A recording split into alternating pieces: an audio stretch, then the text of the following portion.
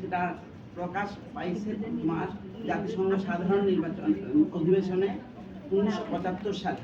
তখন ওরা বললো যে 8 মার্চকে আমরা আন্তর্জাতিক নারী দিবস হিসাবে গণ্য করব।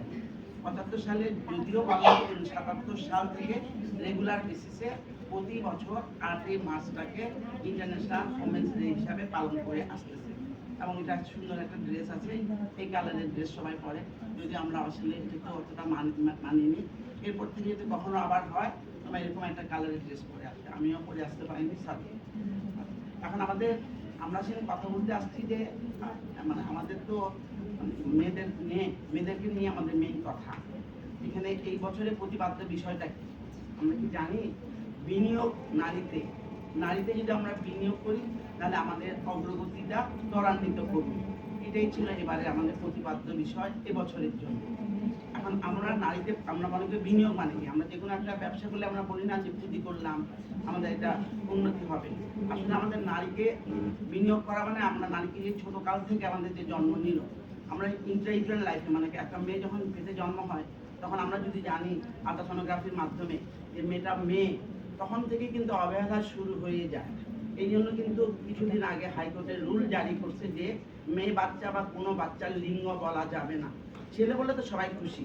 এটা কেন নিয়মটা চালাইছে? যেন মেয়ে হইলে অনেক সময় অনেকে প্রবলেমে যেন না পড়ে, সেই কারণে। এটা আমার জীবনে একটা সুন্দর হিস্ট্রি আছে, এটা বললে তোমরা বুঝবা যে লিঙ্গটা বলাটা কতটুকু বৈষম্য। আমি এখন প্র্যাকটিস করি, দেখি একটা মেয়ে আসছে, মেয়ে এসে আমার বলতেছে ম্যাডাম দেখেন তো আমার এবার একটা মেয়ে হবে কিনা, আমার আগের 2টা পরপর মেয়ে। আমি যে এবার 2টা পরপর মেয়ে, তুমি কেমনে জানলা যে এবারও মেয়ে? বলে আমি খুব বুদ্ধি করে কথা বলছি, মেয়েটা কিন্তু গ্রামের একটা সাধারণ মেয়ে।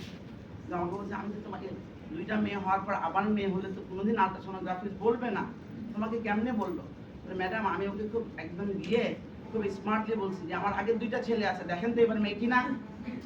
ওই লোকটা আর ওর কথা শুনে ও ভালো করে দেখে বলে যে ভেরি গুড, তোমার এবার মেয়ে হবে।